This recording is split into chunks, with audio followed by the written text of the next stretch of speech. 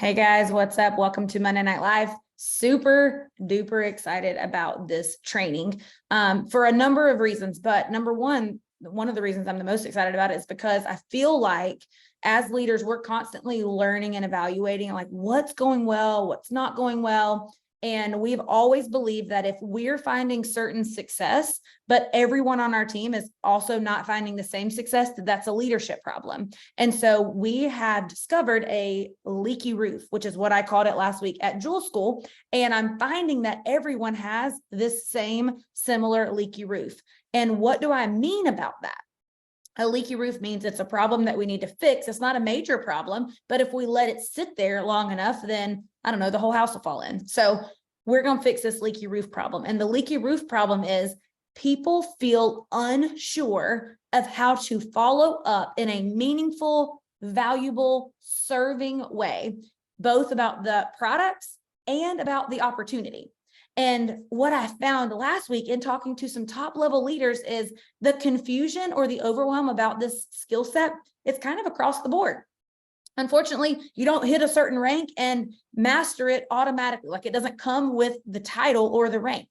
But this is something that you can master regardless of the title or your rank. You can be brand new and master this skill set, and you can be very seasoned and realize that there are gaps in your skill set. So we're going to talk tonight about follow up with the products and how to follow up with the opportunity.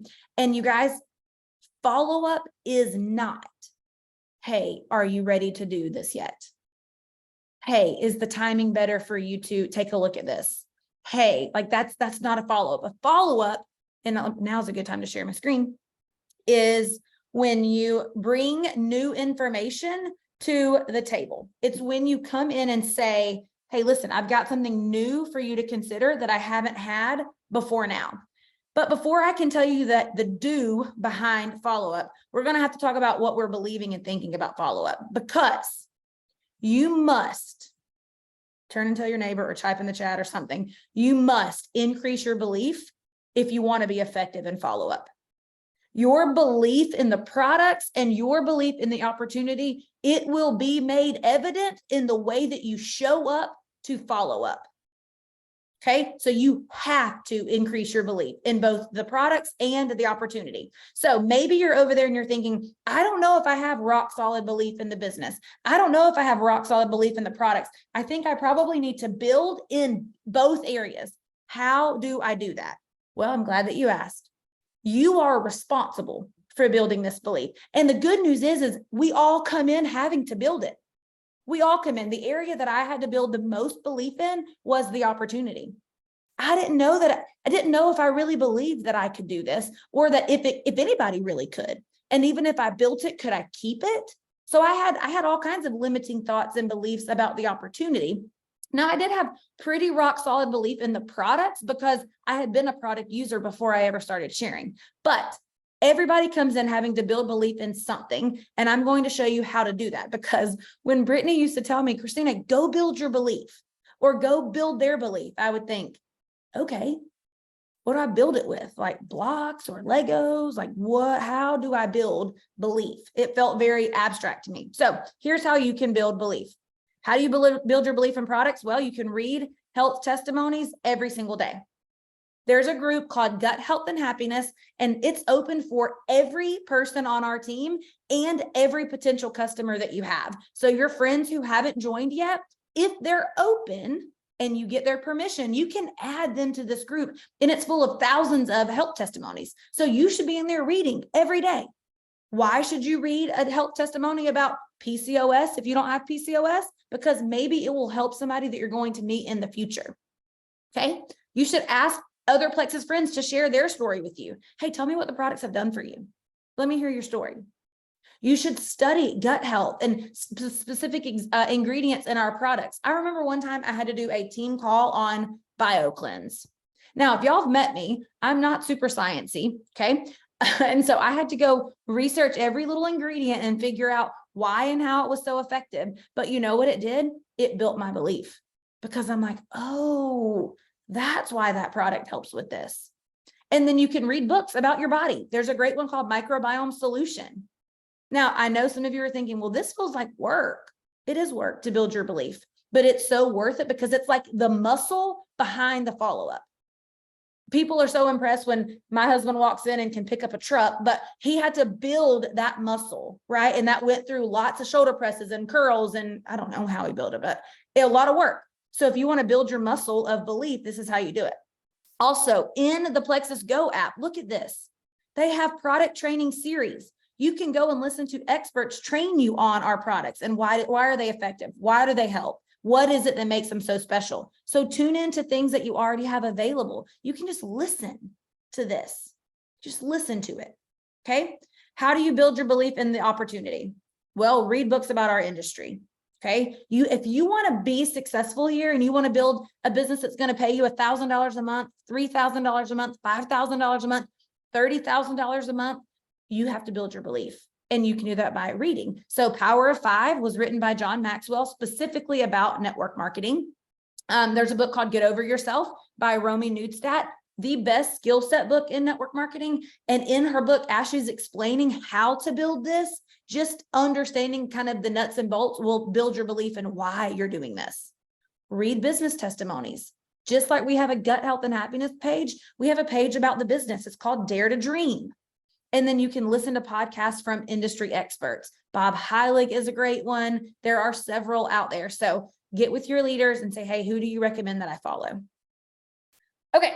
So what you believe about follow-up will determine your effectiveness in following up. Guys, can we please all agree to memorize this sentence right here? Sales is simply the transference of belief. People say, well, I don't want to be in sales. I want to be in sharing. Okay, that's fine. Replace that word.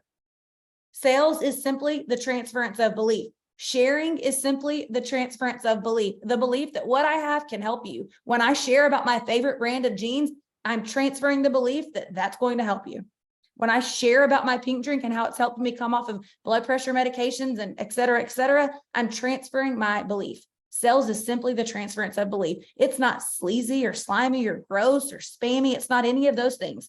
It's transferring what I believe to you. Okay. So here are some unintentional thoughts that you might have around this idea of follow-up. Number one, if people wanted what I have, they would come to me. So my follow-up feels spammy. Okay. Here's where we choose the truth instead. In every single sales field, follow-up is necessary because humans simply require it. It's not, we don't keep whatever we're shopping for at the forefront of our brain. We have a million things firing off at all times. Plexus is probably not their top priority, but you guys, that's in every single industry. Real estate, car sales, toothpaste sales, elections, lawyers. I mean, anything that somebody's selling themselves or a service, follow-up is a part of it in every single industry.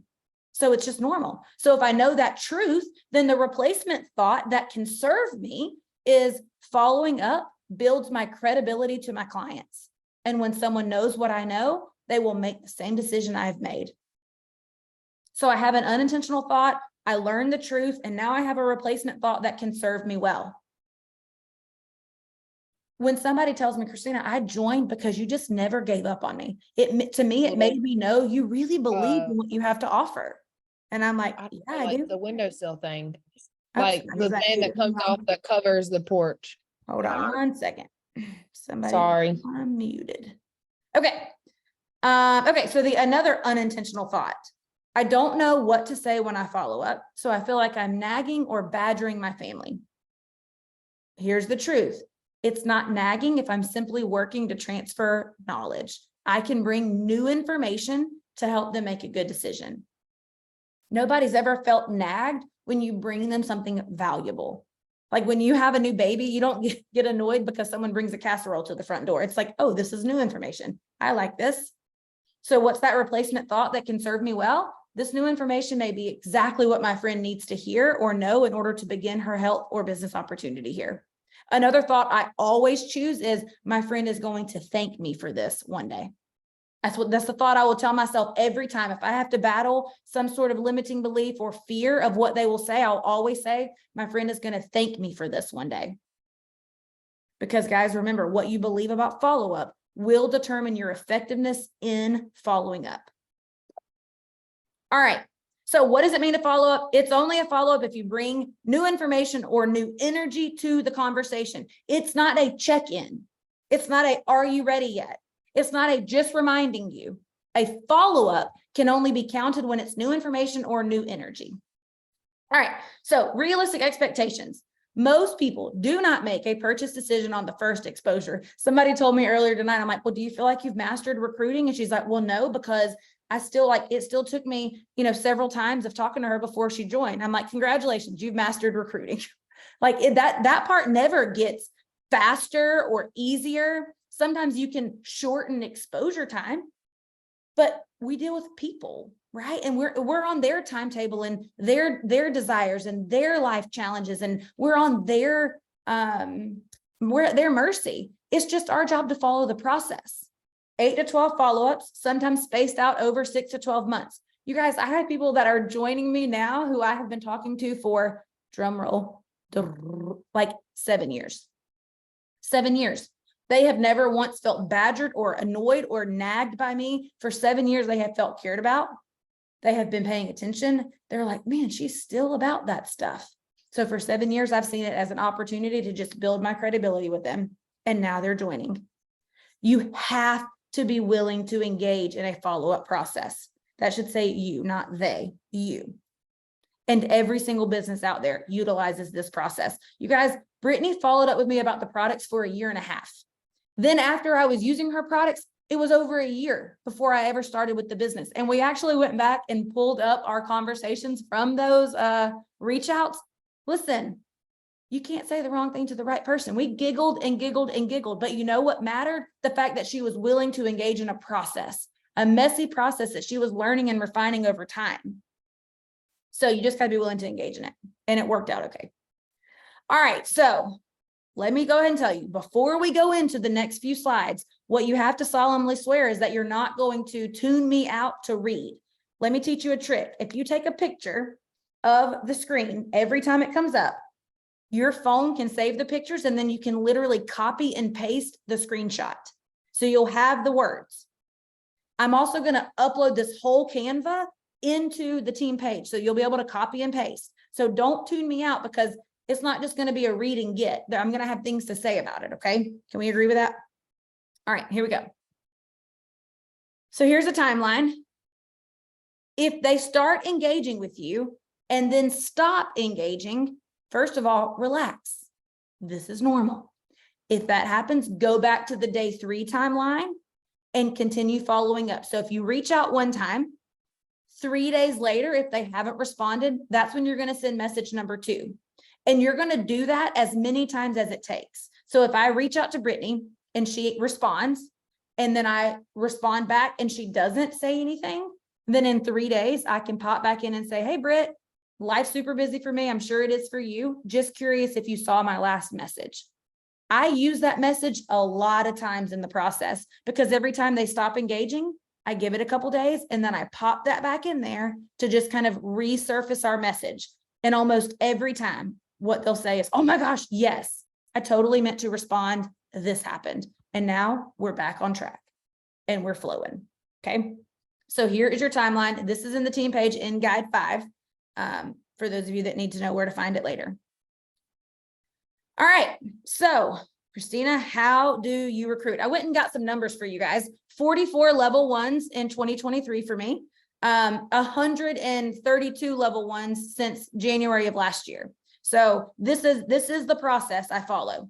And people will ask me like privately and one-on-one, like I have a different secret system, but this is just actually the system. I just am willing to engage in this process with as many people as I possibly can, and it usually works out. So here's the system. Message number 1, my initial reach out. Samantha, we hadn't had a chance to connect here, so I'll keep this brief because you're busy like I am. Anyways, I've been using and loving some natural plant-based products for several years. Love getting to introduce other women to them. They've helped me with conquering sugar cravings, having sustained energy, and sustaining my weight loss. I have no clue if you're open or not, but listen, I'd love to send you some info if so. And I will alternate, listen, don't miss this. These are all typed out for your benefit, but I will alternate voice and text. Okay. Alternate voice and text. If they're not responding to voice, go to text. they're not responding to text, go to voice. It's a song and dance. Okay. All right. So then after I have sent that message, maybe Samantha doesn't respond. So in 2 days, 2 or 3 days, I'll say, hey, Samantha, happy Monday. Did you guys have a great weekend? We had brunch and church. It was so good. Listen, I know life is crazy busy. I can barely manage to get my legs shaved on the same day. So I wanted to pop in here and see if you had a chance to check out my last message. Basically, this is a let them off the hook message. Okay. Message number 3. Now listen to me. Sometimes these messages are in different orders. So I might not always go straight to offer a sample. There might be an event instead. So I might skip message number 3 for message number 4. So I want us to all kind of understand this is fluid. Can we agree on that? It's okay if you go message 4 or message 6 instead of message 3. The idea is that you're just following a process. So if there's not an event to invite your people to, don't use message 4 because that would feel awkward, right?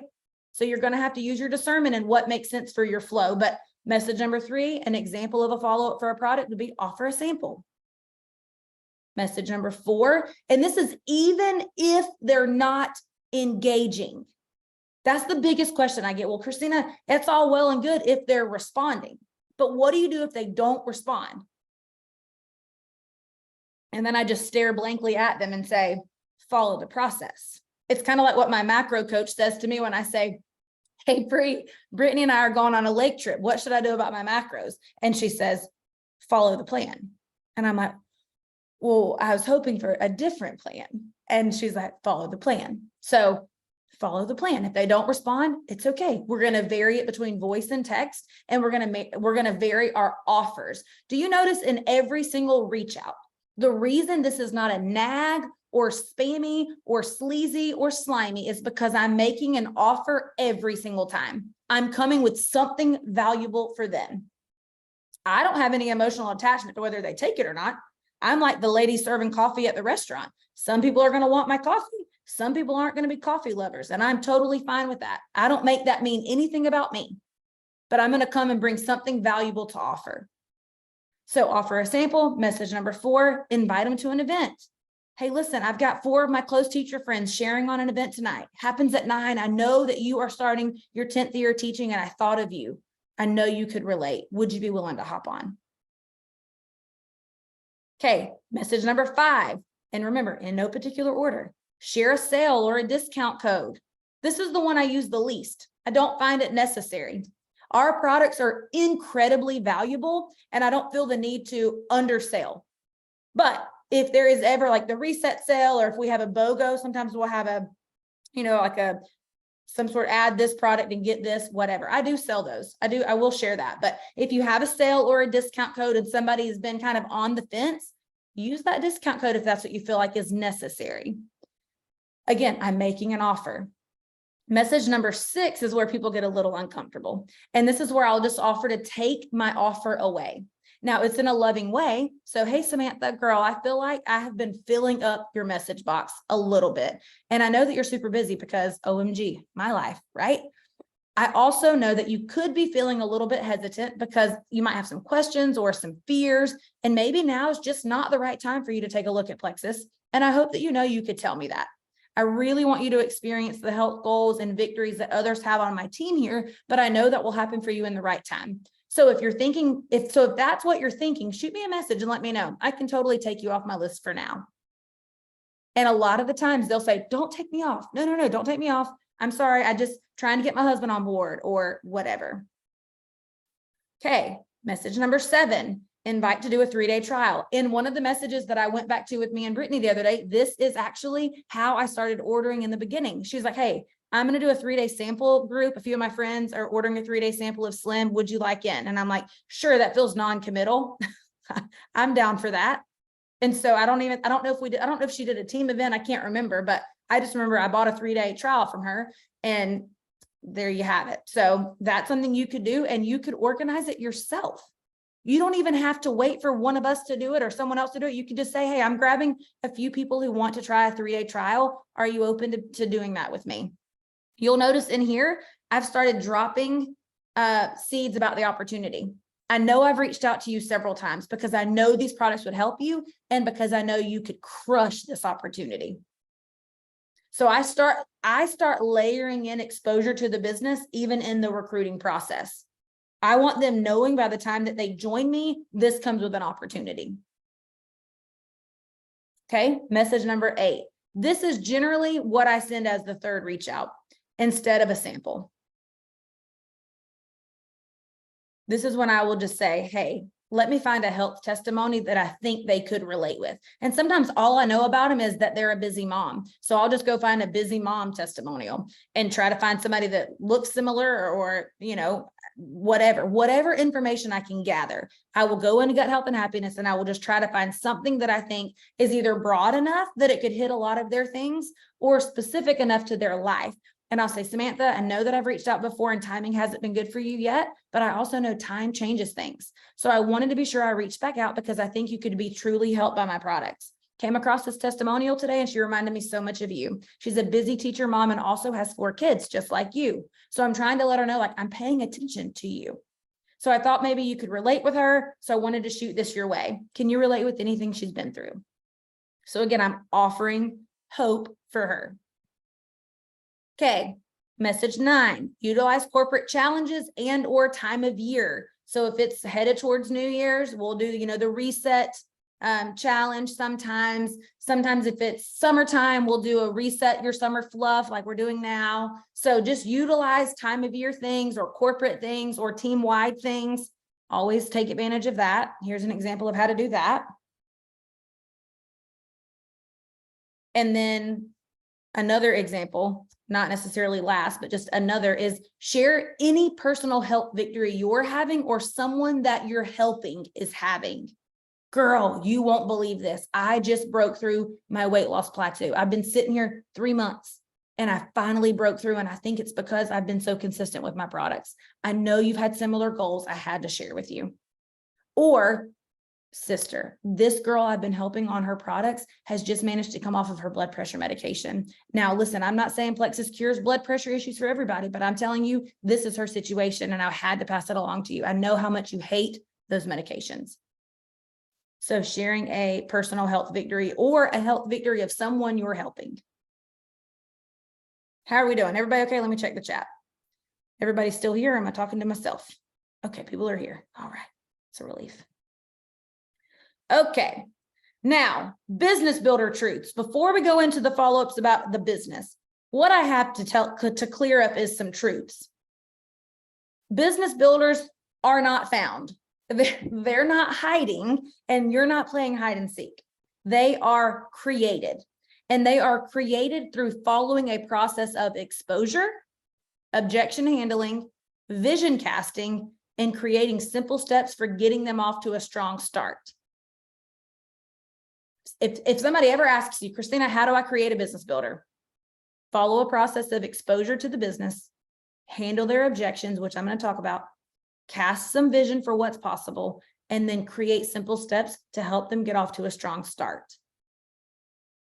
I know some of you will be shocked by this, but people don't actually wake up thinking today is the day that I will become a professional network marketer. So when you hit them with this opportunity, they're not thinking, woo, I'm so glad Katie was in my inbox today. What they might be thinking is, interesting. I'm going to keep my eye on her. I'm going to see what she goes and creates. It's not a total no. Listen, if people were a total no, they would just unfriend you. They would just go away, but they're not. They're genuinely probably intrigued and also healthily skeptical. That's how I would describe myself in the beginning, healthily skeptical. All right, you have to make what you're offering more appealing than what they currently have going on. People are busy. The A players and the B players, they're out there already creating success with what they've got going on. So you have to make what you're offering look just as appealing, if not more appealing, than what they have currently going on if you hope to take some advantage of some brain space. Okay. Oh, and then this is just a freebie. If you want to attract higher quality people to share the business with, you're going to have to be willing to become a higher quality leader. Self-development. Invest in your learning. This was me. I'm like, Britt, how I attract people that are like, how do I want a team full of leaders and self-starters and self-driven, and I want like A players. She's like, go become an A player. And I was like, oh, how do I do that? So she's like, go raise your lid. If you want to attract higher people, go become a higher person. Okay. And I hate to break it to you, but business follow-ups are not really much different than product follow-ups. They're really not. If you can send a health testimony, you can send a business testimony. The group Dare to Dream has a ton. Something like this: Samantha, friend, this girl is doing what I think you could do here. She has the same situation in her life. She's a teacher just like you, and she's building a very successful stream of income. I'm curious if after reading her story, maybe you're open to taking a look now.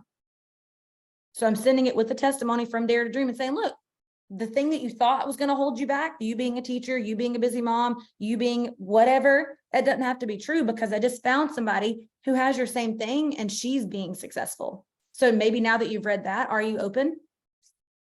Okay, so that's one way to follow up about the business. Another way, call out their specific potential. This means that you're going to have to take the time to be very intentional to learn what is it that would make them great.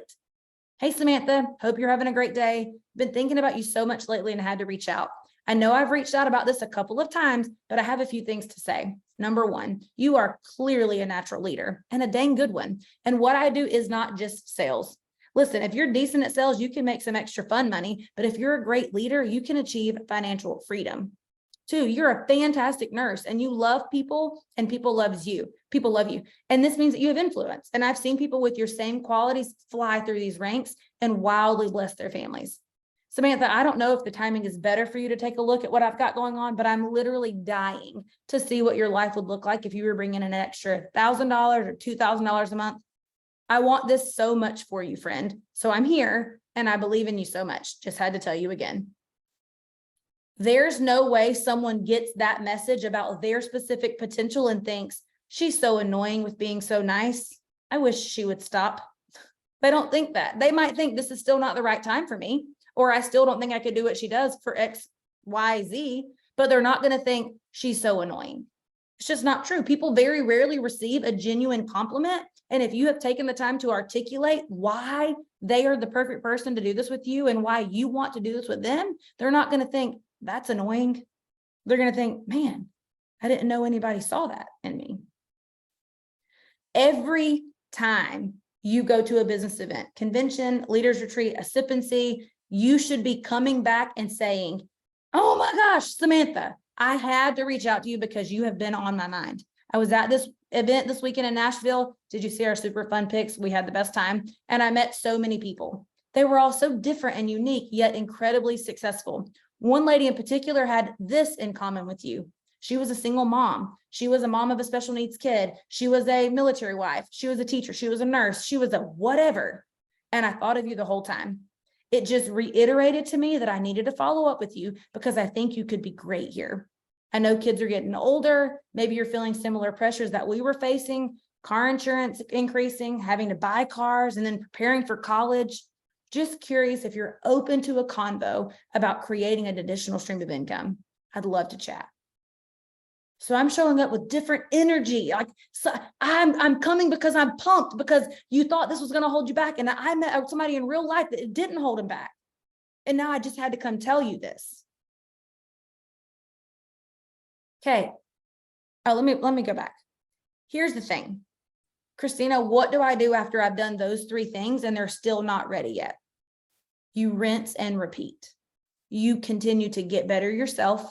You continue to build with what you have and create success while you're waiting for that person to join you. You don't sit back and think, okay, well, until she comes along, I probably can't build. No, you can be successful.